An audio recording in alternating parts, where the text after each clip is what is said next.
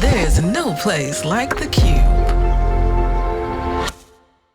It really Yeah. is a myth. And it is not. I always say that, the creator made us in the creator's image, but we are not the creator. And so therefore, we are divine in the way that we are already made.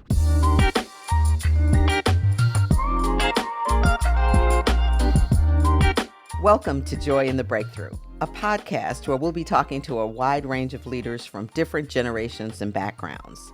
Leaders who have found power in being broken open. I'm Connie Lindsey. And I'm Anna Valencia. We are your hosts, and we believe that our challenges can lead to breakthroughs, and we want to share these insights with you. We hope these stories will inspire you to find the I'm possible in you.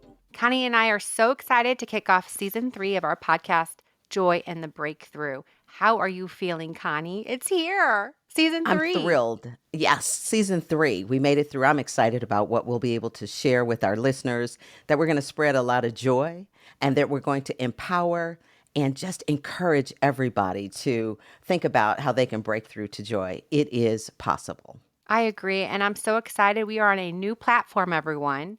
We have to shout out to our amazing producer, Anna DeShawn, who has embraced us warmly, and we've taken Joy in the Breakthrough to the Cube. So we are so excited. We know that Anna D, she's an Ambi winner of pods. So Connie, I'm speaking it to existence. Maybe one day we'll be on that Ambi stage. I agree, without a doubt. We love you, Anna D., and thanks for making sure we are always in good order. Yes. I mean, I think Anna brings some peace to us. I know we're going to talk about that today because, kicking off any podcast and living our other crazy life, your portfolio life, my mom life with work. And she brings us peace, I think, just being able to get us organized and affirms us, I think, too, in this wild ride we've taken as we take on season 3. And don't forget, we laugh a lot. We do. They say laughter is good medicine. Well, then we could probably be healed of a lot of things because we laugh a lot. We laugh at ourselves. We laugh at just because we can. And that's real important.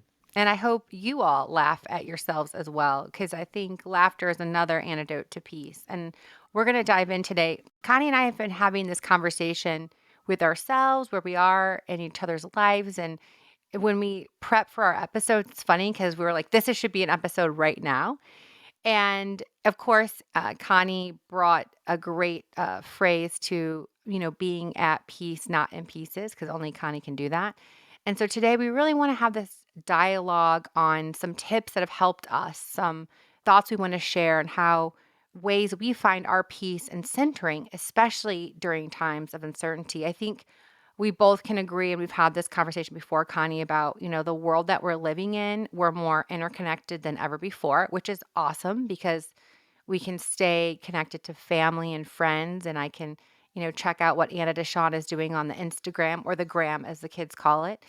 But also we are exposed to 24/7 news and dark news. And sometimes I feel like the world can be very dark, especially the times we're living in. So we want to have this conversation today to hopefully give you a little bit of things we've learned on how have found our peace. So we're going to kick this off with 3 tips that we have for really finding your peace and kind of owning that for yourself again. So Connie, let's kick us off. What is one way or one technique you have used to find your peace? I know we've talked about a little bit on technology and some other tips, but I want you to kick us off today. So first, I think about when we say finding peace, I think most people think that peace and perfection in life are intertwined, and they are not. When I think about peace, I think about, you've heard me use my favorite phrase, which is internal equipoise.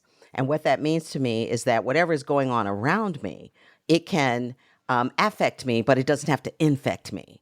And so therefore, when I make sure that I am anchored in a set of values or principles, it is this notion of whatever is happening around me, how do I respond to it? How does that then affect how I perceive the world or even show up in the world? And it is an ongoing practice. It isn't something that we figure out and then we no longer have to think about it, but it is an ongoing practice. So techniques and things like that, and ways that I have learned to be able to practice that. One is meditation and prayer, that focused time, just being with myself, learning to, as they tell you oftentimes when we meditate, to let your thoughts float by so that I don't get wedded to an idea. And as life experiences happen, it is how I am able to practice dealing with that. And you mentioned technology. It's what am I listening to, reading, or choosing to engage with on a daily basis? How much time am I spending online versus in life?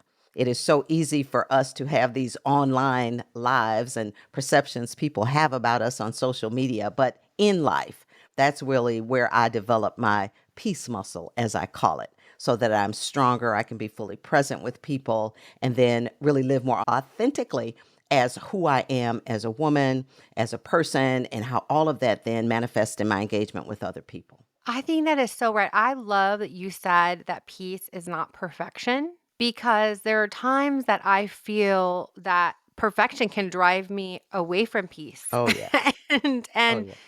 and I think too, people hear, "Oh, meditate or prayer," and they're like, you get into your prayer routine, and then you're beating yourself up because your thoughts aren't being focused on your prayer. I remember I did this the other morning, and I'm beating myself up. I'm stealing my own peace because I'm like, why can't I focus on this devotional reading? Why am I not focused in being present with God? What is wrong with me? And then you start having these things. What is wrong Mhm. with me? I'm not, good enough to do this for myself.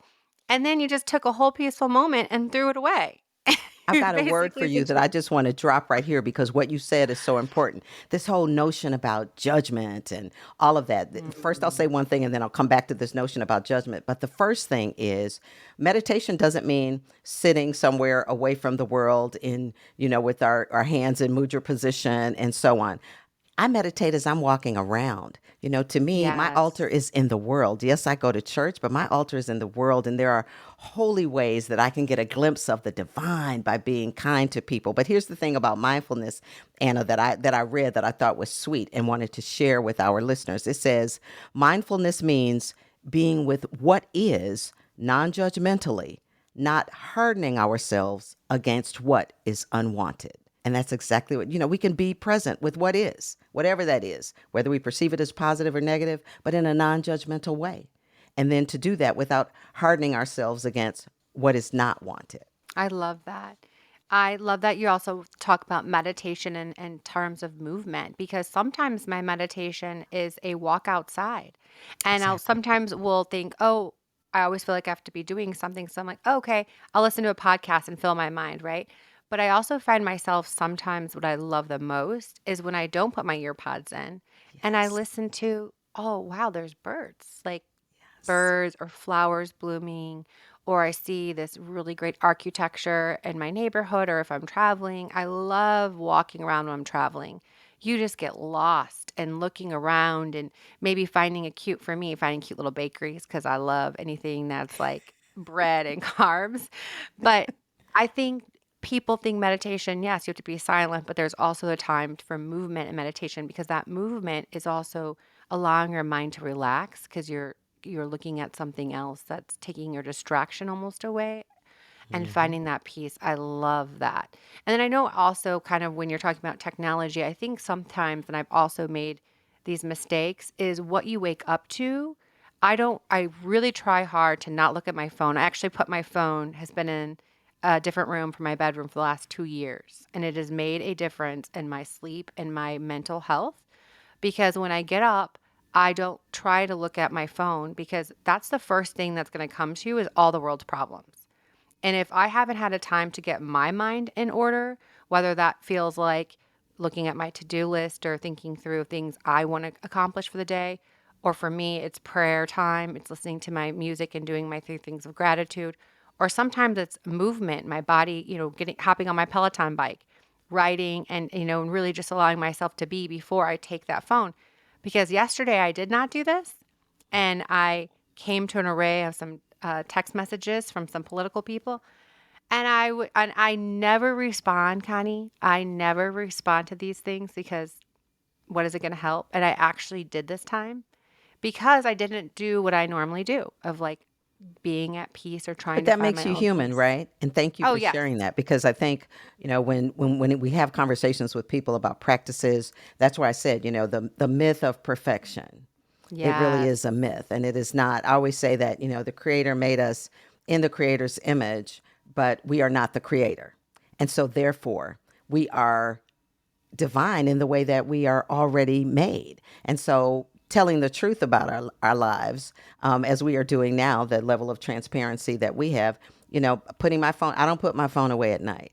I don't. I'm honest. It's on my nightstand, and but I do have some apps on my phone that I can listen to for calm or those sorts of Mm, things if I happen to wake up. I have great sleep hygiene, I have to say, though. I get a good, whenever I can, 7.5, 8 hours of sleep at night because that's important to me. If I don't get good yes. sleep, I'm not my best self, and that's really important. And I hear you about waking up to emails and we want to respond, all of those kinds of things, but we come back to what brings me peace. How do I get Yes. back to that peace? And it's constant. It's moving. It's what do I need to adjust to in this point in time? It's a calibration that we learn to make, right? It's how do we calibrate that based on what's going on in our lives?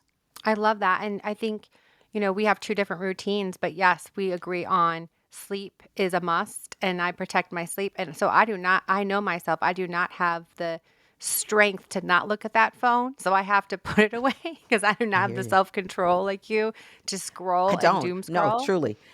But no, you're right. You don't have to compliment me because I'll grab it. And when I worked, oh, girlfriend, it was like a drug. I got up and I had to get the phone because, I had to, make sure everything was okay. Now, I know that everything will be fine or not. As I said about mindfulness, just let the thing be. Let it be where it Yes. is and what it is. Well, the other thing I think about also limiting for me for social media, I had a great girlfriend. She and I went to dinner a couple years ago, and I was, it was in a space that I was just not doing well. And she said, you know what? Give me your phone. She took my Facebook app, deleted it off my phone. I have not missed it since. Mm. And I do have to think about limiting that because social media, I love it. Like, I love the gram to follow my friends and see their kids like growing up, high school friends. Or sometimes I love it. I follow some great people who have inspirational quotes, and Oh, yeah. those quotes lift me up. I also like to think about it as kind of my life scrapbook. Like, I'll post our trips and sometimes I'll go back and look at like past trips or past photos, and they bring me joy of reflecting on my life. For sure. But sometimes you see that mom that seems to have it all together and doing all the great things, and you compare yourself, or you it steals your joy. Comparison is the thief of The joy. We thief talk of about this. joy. Exactly. So Exactly. I think also I love your notion of what are we paying attention to? What are we giving energy to? And so again, because I have no self-control, deleting some of those apps and Hmm. also unfollowing some people, editing. This kind of brings us to our second tip about editing our social circles. And what does that look like Hmm. at times for your peace? And it's important too, as we talk about mindfulness, I pay attention to when I'm around certain people. What is my body telling me? What signals is my body giving me as I'm around certain people? If you have people that you have to spend time with and they're always negative, as soon as you see them, they want to do a litany of everything that's wrong in the world. I pay attention to my body and my energy and how I'm responding to that. I try to limit time with those types of individuals as much as possible. And then I make a choice. I definitely usually don't try to debate what it is they might be negative about.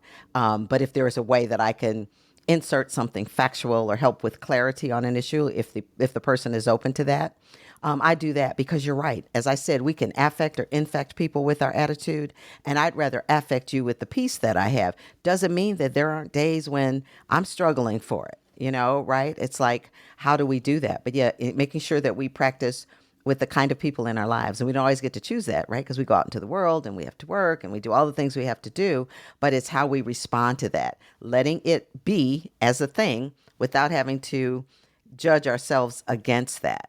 And it doesn't mean walking around living life in a bubble. We have to deal with difficult, No. challenging issues, right? Our world is filled with things and there are some things that we can change or affect positively within our own personal power because we do have power. And the point of power is always in the present moment. So if I'm dealing with someone who is intent on being negative, what is my point of power in that point? One is to, ask a good question to either get to it or to remove myself from the situation whenever and however possible. Can we remove ourselves from this election cycle that's coming up? Because that's going to really steal people's peace. Because you said we Well, can't put our head in the sand, but hmm it's also a good point. Like we can't just run away from it or run away no. from people that we don't want to interact with because of work or where you may be at your profession or life or even family members. But we also can allow ourselves to have boundaries or practice, our type of how do we exhale? How do we decompress from that toxic energy that might be in our orbit that we cannot control? hmm And so, how do we use some tools or tips to decompress from that Well, as I toxic said, the energy? point of power is in the present moment, right? So, what power do I have in a toxic or any election cycle? The biggest power that I have is to exercise my right to vote. Oh, whew, So, if I'm going to yes, sit on the sidelines and complain about how things are, but not vote, that's a whole different issue. But the that's a one thing whole I other can pod. control, right, Anna, it's I may not have control over process or all of that, but I can certainly vote. 100%. You can certainly vote. I mean, that's a whole other episode we can get into. But hmm I agree, and I think too. It's funny because you're saying we can ask the most perfect question, and I did this exercise with my husband because he's normally upbeat, positive person, but at times I really see that, and sometimes I'll say this for my husband. I won't say all men, but he doesn't think he has any anxiety. And sometimes I'll be like, oh, wow, that energy you're bringing, those words that are stumbling out of your mouth, that is some anxious energy. And that is some negativity. The comments that just come out when we're frustrated. Sometimes my husband, he'll just comment. I tell him he's a commenter. Like when we're traveling or we're out doing something and he's getting frustrated, he'll just start stumbling out that negativity. And I'm so proud of myself because I told him the other day that I love you with all of my heart. And I swear I do, especially if you're listening, Riyadh, but you are robbing me of my peace. And so if you have that negative energy and you're in that funk right now, and we all go through it, I know I'm not saying that I'm innocent by any means, but I want him to have his moment, go take your moment, get your frustration, do what you need to do, but I'm enjoying my peace. And I think I have to do better about expressing that to him or to anyone, that I'm here to protect my peace. That negative energy over there, that is yours. That is your anxious energy to own. And even now I see my husband sometimes, he's even learning. He's becoming more self-aware, which I love. I'm trying to be more self-aware too. But I can see that at times he'll catch himself when he's commenting and kind of going that negative spiral, and he'll see himself and say, oh, wait, okay, I am a little bit negative thinking or negative energy coming out. Let me step up and handle it, take care of myself, my thoughts, and get myself regrouped for my wife and my family. Because everyone wants to be their best version of themselves, and everyone wants peace and the people around them to have peace. And I'm just hoping that he and I both can do better. Sometimes I've found, Anna, when people are having those moments, it's sometimes because there is either fear or discomfort. Either in a place of judging themselves about a situation or just discomfort with the whole situation. And so in order to protect ourselves from hurt or pain or whatever that might be, we behave defensively, or we sort of use sour grapes. I didn't want that anyway. I knew that wouldn't work, right? So there's a way to look at that way and help get to what is it really at the core of why we feel helpless or defenseless or not protected in some way. So yeah, that happens. I agree. I think that's all about letting go as well. I know our dear friend Bella Gandhi talks about elevator people when she was on our episode last season. Let's hear what she had to say. So an elevator person, I tell them, and this is what I would say to you, to every one of us, think about the people in your life that make you one thing. They make you happy. They elevate you. And I ask my clients, and I ask you, think about who those people are and what do they give to you in those relationships. You have to start looking for the things that you need to be happy in a relationship. I love when Bella challenges us to think about the people who make us happy and bring us joy. And I love to think about when you're talking about that physicality of someone, when they lift you up, your elevator, your joy people. And then you can also feel people who are takers drain you. And so what I've really been trying to do over the last year and a half is schedule time for my elevator people, my joy people, in the midst of a crazy life as a working mom and all the craziness around the world that feels sometimes very dark and heavy. You need those days on your calendar where you're going through your weeks and you're like, oh, coffee date with Connie. Oh, coffee date with this person. Or I'm taking a walk on Saturday morning with this person. And it just immediately gives you something to look forward to. And those folks are such positive people that you feel lifted when you leave and still elevated after you leave. And so I think it's incredibly important when we look for those moments to plan for ourselves because we deserve that time. And For it, sure. it brings you joy and peace. Can't pour from an empty cup. So it's important for us to figure out ways to fill ourselves because, my whole view of all of this is when I'm around other people or the people that I care about, how can I be a place of peace and comfort for them? How can I help bring that? Now, people have to want that. Individuals have to want it. And I'm not one, I know we can't fix anybody but ourselves. But it's, we'll often hear people, Anna, talk about we want to create safe space. And a lot of the work, that I do in diversity, equity, inclusion, and belonging, people talk about safe space. I encourage us to talk about brave space. Oh, I Because if love I'm that. going to be an effective ally or advocate for people, I want to create brave space where folks can have the kinds of conversations that can help to encourage peace.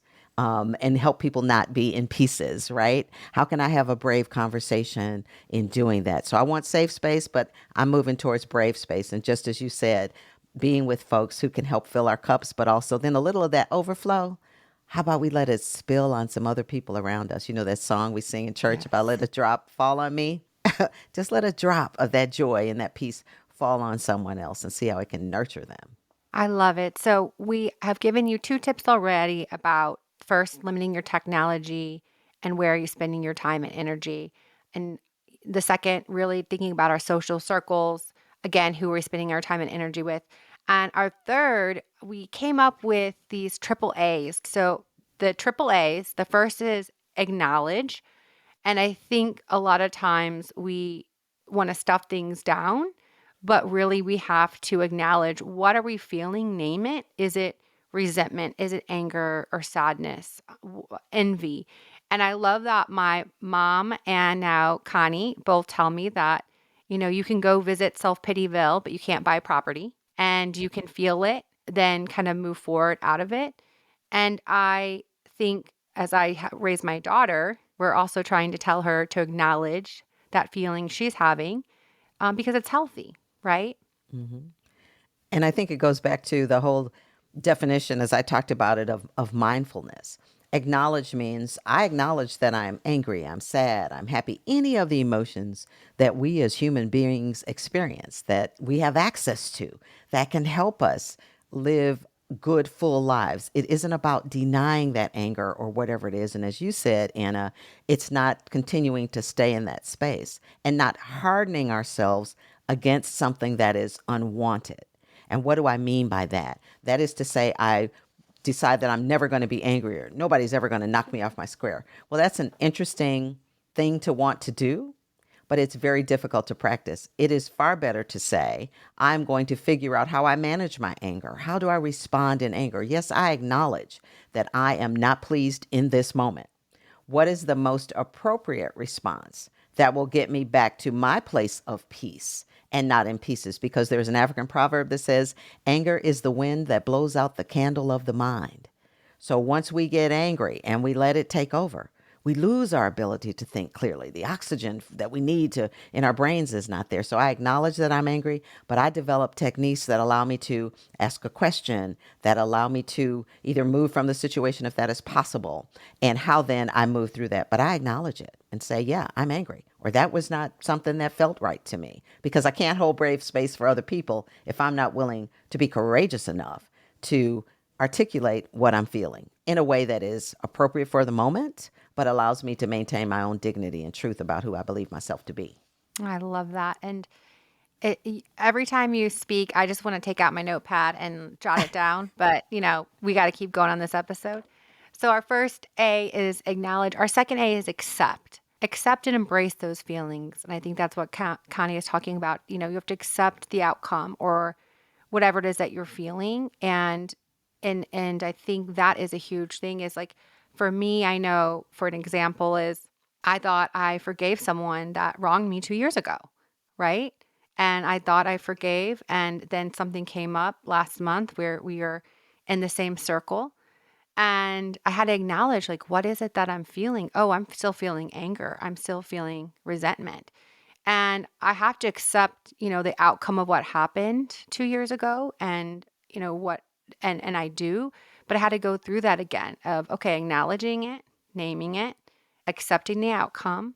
And then we'll get to the third one of abiding. But that was really hard. I was like, oh, I thought that was done. That was 2 years ago. But There was something sometimes, that you shared too, Anna, that I don't want us to lose in this because it was brilliant. That this quote that you have from Chris Carr about acceptance. Do you have that in front of you to share? yes, yes, yes. Yeah, Acceptance is very different from giving up. When we truly embrace acceptance, that's when our body exhales and can begin healing. And that's a quote from Chris Carr and, my Oprah cards that I look at every day that came up. And exactly. I loved that because once you accept, you do begin to heal. And isn't the first step in that is accepting ourselves? Oh, Accepting yes. how we Oh, look, the physical nature of who we are, accepting the places from which we've come. That has been the lesson that I have been learning throughout my life, accepting me, yes. accepting that being different is not the same as being deficient. Dr. Jeremiah Wright said that different is not deficient. And that's very important that you and I are from different backgrounds, all of that, but we're not deficient in any way. And we accept that about ourselves. And we have taken all the best of who we are and really developed and grown and trying to spread that love and joy wherever we can. And then the third A, which Connie and I love, Oh, is yes. abide. We must trust that God is working it out and we must let it go. And I loved this. I've been reading this prayer journal, and in it, it said to abide means to reside. And we have a choice to spend our days spent on residing in worry or in peace. And I choose peace every single time. There you go. Abide, remain or stay. And where we choose to remain or stay. And we have the choice to remain in Absolutely. peace or to choose the spiraling and walking out. And again, like we are not perfect at this because Connie said in the beginning of the episode, peace is not perfection, but we are using the triple A's every day, every hour, every And life week. shows up. And sometimes we have to, or we find ourselves abiding in a situation until something changes or we create a change, right? You may abide in a time of financial difficulty or a health crisis or whatever that might be. We are abiding there, but it doesn't mean that we are without hope or without a way to be at peace in the situation, doing as best we can with what we have. And, my late mother was a person I think who learned to abide. And she had that, just all of the challenges that she faced, but she learned to abide and, what her techniques were with that. And there was some scar tissue there. But what she blessed us with was the ability to move through those kinds of challenges with some self-worth intact. And you know what I love about you and I so much in our conversations is our deep faith. And, Yes, our deep faith for Connie and I means we let a lot of things go to God because we know God's going to carry them for us and those worries and anxiety. And, whatever, whoever you worship or whatever divine, knowing that you don't have to carry it alone and letting it go is so helpful. I know for both of us. I don't want to speak for you, exactly. but for me. And however people believe, I hope they have someone or something in their lives where they can find that safe and sacred that lets them get a glimpse of the divine, whatever and however they define that, that allows them to lead a life of freedom and purpose and choice and having a place where they can just be at peace, be content, be joyful, and also have those moments when you need a little help and support. And so, as we wrap up our first episode of season 3, we cannot end the season without Say Less.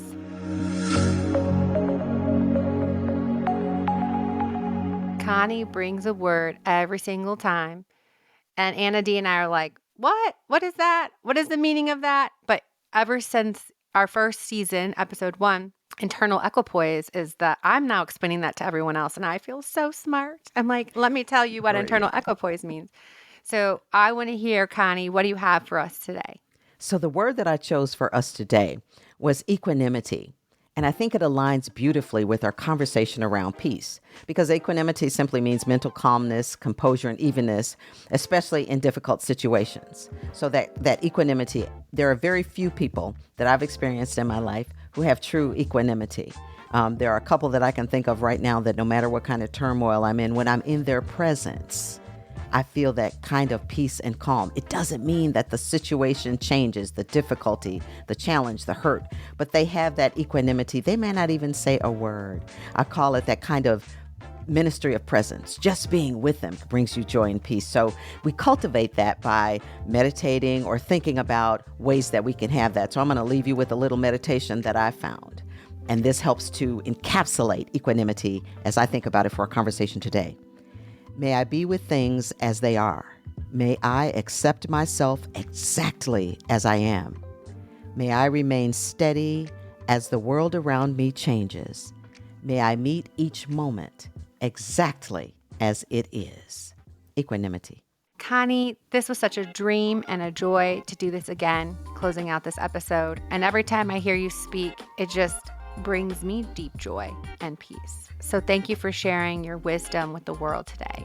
Well, it is my joy to be with you, as you know, friend, and we are both giving each other peace as we talk. And so, as always, my wish for you is joy, and I wish you peace.